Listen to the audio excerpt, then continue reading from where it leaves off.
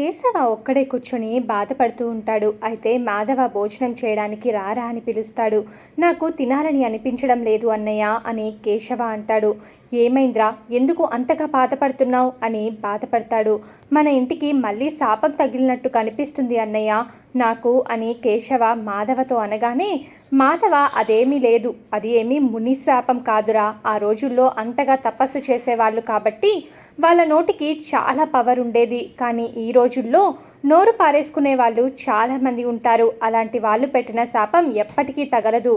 నారాయణ తన భార్యలతో బంధం అంతవరకే ఉందేమో, అందుకే అది దూరమైంది. మనకు ఇష్టమైన వాళ్ళని ఎప్పుడు దూరం చేసుకోవద్దురా అని మాధవ కన్నీళ్లు పెట్టుకుంటాడు.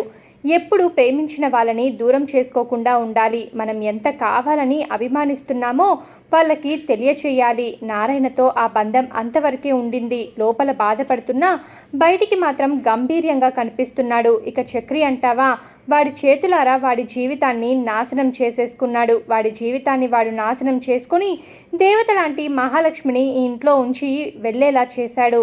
ఇక నేను కూడా గాయత్రి ప్రేమకు దూరమై ఇప్పుడు బాధపడుతున్నాను. ఆ బాధ నా గుండెల్లో ఎంత భారంగా ఉందో నేను చెప్పలేను అని మాధవ ఎమోషనల్ అవుతాడు.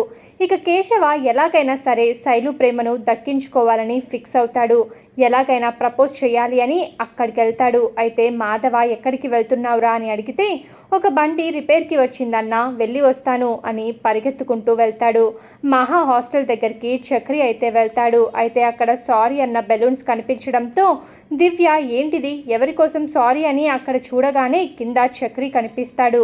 మా హాస్టల్ దగ్గర ఎందుకు ఇంత షో ఆఫ్ చేస్తున్నావు నువ్వు, దయచేసి ఇక్కడ నుంచి వెళ్ళిపో అని చక్రికి మహాలక్ష్మి స్ట్రాంగ్గా వార్నింగ్ ఇస్తుంది. అయితే నా సారీ నేను యాక్సెప్ట్ చేయండి ప్లీజ్ అండి అని చక్రి ఎంతగా బ్రతిమిలాడుతున్నా సరే మహాలక్ష్మి మాత్రం చక్రితో ఇలా అంటుంది, జన్మలో నిన్ను క్షమించేదే లేదు అని అంటుంది.